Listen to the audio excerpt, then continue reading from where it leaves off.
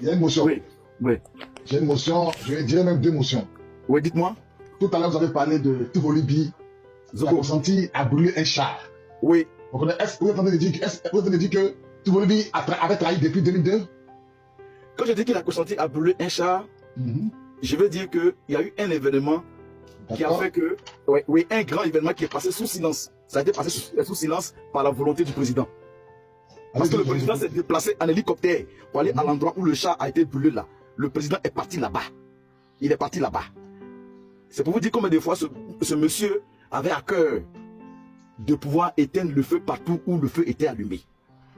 Un président, un chef d'État qui prend l'hélicoptère pour aller sur une ligne de front, pour aller régler un problème, il peut laisser ça au chef d'état-major, il peut laisser ça au commandant CCAT, c'est-à-dire à Mangou, qui était le commandant de CCAT, il était au centre de commandement intégré. Ah oui, il pourrait laisser ça à Mangou, ou bien à Deux Mathias, qui était le chef d'état-major d'alors. Mais lui-même s'est levé, il a pris l'hélicoptère, il est parti là-bas, à Mbayakoro. Voilà, il y a quelqu'un qui a mis Mbayakoro, c'est ça, c'est vrai. Voilà. Mais pendant, le chat a été brûlé par qui? Le chat, je vous explique le fait. Voilà. Écoutez bien. Touvoli Zobo était le commandant supérieur de la gendarmerie.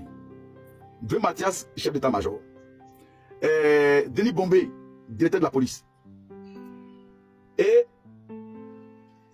ils sont allés à Yamsok, à Mbayakoro, il y avait Abei. Et puis il y avait, je crois qu'il devait avoir le gars de Dabou là. Où ça s'appelle Dabou? Meled. C'est Meled, non, le colonel Meled. Il y a Yedes. C'est Yedes, non? Oui. Ouais, Yedes, c'est Yedes. Voilà, Yedes. Il y avait eu un conclave à huis clos entre Zadi, entre le commandant Zadi, le commandant Abei, et puis certains officiers. Ah, ils ont voulu rentrer sur Boaké. C'est-à-dire ils ont voulu rentrer sur Boaké. Ils ont voulu aller à Boaké pour récupérer la ville de Boaké. Et donc ils avaient mis une stratégie en place de façon secrète. Ils voulaient surprendre les gens. Et donc, ceux qui étaient au courant de ça, il y avait Bleu Mathias qui était au courant. Il était au courant de ce truc-là. Il y avait Mangou qui était au courant. Et donc, quand ils ont commencé l'opération, Bleu Mathias a appelé, c'est Bleu Mathias qui a informé la licorne pour demander de ne pas laisser passer le commandant Abei et ces gars qui vont partir sur Boaké. Et là, Abei, lui, il veut libérer son pays avec les Zadis, tout ça là, tous les gars des Français, ils sont en train de partir. Et donc les Français leur barrent la route. Abei force le passage. Deux Mathias a dit à la licorne, arrêtez-le par tous les moyens. Et le moyen qu'ils ont trouvé, c'est de cramer notre char. Ils ont cramé le char. Et là, il y a eu une empoignade entre Abei et puis certains éléments qui étaient certains éléments partisans du commandant du général Doué qui étaient sur place, parce que c'est eux qui ont dit à Doué que Abei veut forcer le passage pour aller sur Mbayakoro avec Zadi et leurs éléments. Et ce sont les Français qui ont cramé le char, un BTR 80. Ils ont cramé un nouveau BTR 80 qui venait d'arriver. Vous voyez? Et donc c'est les Français qui ont cramé le char à Mbayakoro. Et donc il y a eu maintenant une empoignade entre les éléments de Bleu Mathias et nous là, avec les éléments d'Abei. Et donc le président de la République, il a appris ce fait là. Et donc c'est là qu'il a dit, bon, il ne peut pas laisser deux chefs militaires en train de s'emparer sur une ligne de front, surtout qu'il y a eu des dégâts là-bas, il faut qu'il aille s'enquérir des nouvelles. Et c'est comme ça que le président de la République prend un hélicoptère et il arrive. Et quand le président arrive, ni Bleu Mathias n'est là pour l'accueillir, ni Mangou n'est là pour l'accueillir, ni Bombé Denis n'est là pour l'accueillir. Il a trouvé sur place, à l'école primaire là, Zadi, Abei et puis les autres officiers. Le président quitte Abidjan, il vient et il ne trouve pas ses chefs militaires sur place. Les chefs militaires viennent trouver le président sur place. Ça laisse à désirer. Le président vient, aucun chef militaire n'est là. Et ce sont les chefs militaires qui viennent le trouver à l'école primaire là, où on nous a dit de nous rassembler pour pouvoir le recevoir et parler de ce fait-là.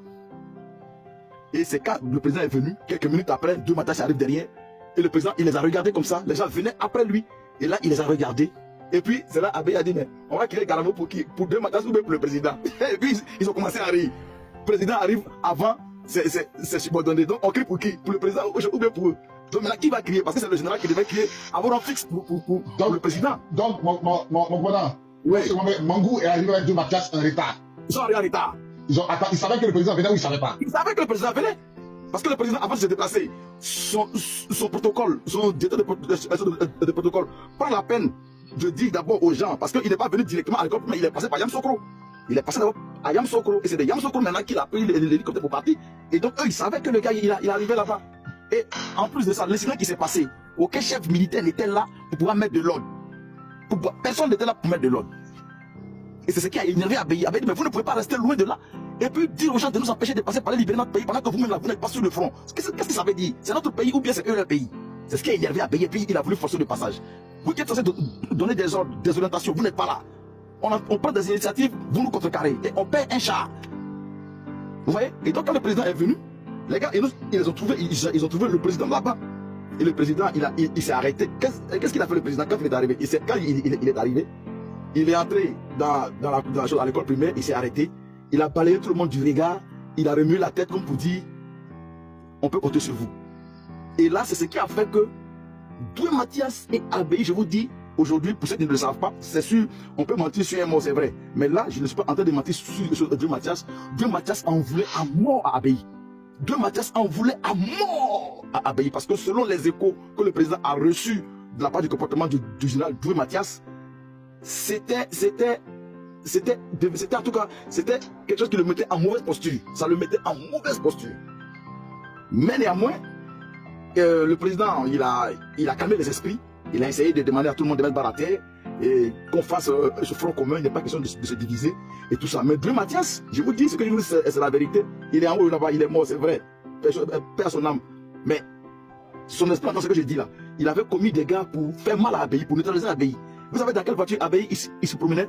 Il se promenait dans une vieille 4x4 que un de nos collègues prenait par les pieds et comment on appelle ça, du charbon à Dabou là. C'est ça il prenait pour se promener. Pourtant quelqu'un qui avait ce véhicule, il a laissé ce véhicule là et il avait pris l'autre voiture, tellement que la voiture était vieille. Après on se moquait de notre collègue, on dit ah ta voiture est devenue un poste de commandement. Il a commencé à rire parce que c'est ce véhicule là que le mec que Abeyi utilisait maintenant pour se déplacer dans Abidjan. Parce que Doué Mathias avait juré d'avoir la peau d'Abeyi à cause de ce qui s'était passé à Mbayako. Voyez, parce que le président de la République, il n'avait pas jeté la responsabilité sur quelqu'un. Il s'était contenté d'éteindre le feu, de calmer tout le monde. Mais il savait ce qui venait de se passer et il savait à qui était la faute et à qui est quand même vraiment sur les dégâts qui venaient de se passer. Et donc, Doué Mathias, c'est là que l'adjudant Zilé, il est monté à la RTI comme pour dire à Touvoli, parce que Touvoli n'a pas soutenu Abeyi. Touvoli, il a livré Abeyi sur un plateau d'or au président de la République. Oui, Abeyi, on ne sait pas qu'est-ce qu'il veut faire, quelles sont les initiatives qu'il veut prendre. Il a livré Abeyi directement.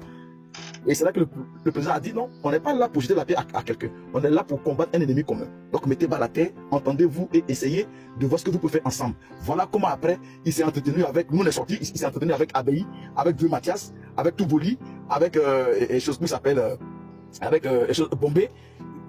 Bombé Denis, le gars de la police là, ils sont entretenus, ils ont échangé, ils ont parlé, parce qu'il y avait des policiers au niveau du CCAT là, il y avait quelques policiers dedans de la BAE, on travaille avec eux. Et donc voilà un peu ce que je peux dire sur cet événement là. Voilà, on a de choses de Doué Mathias.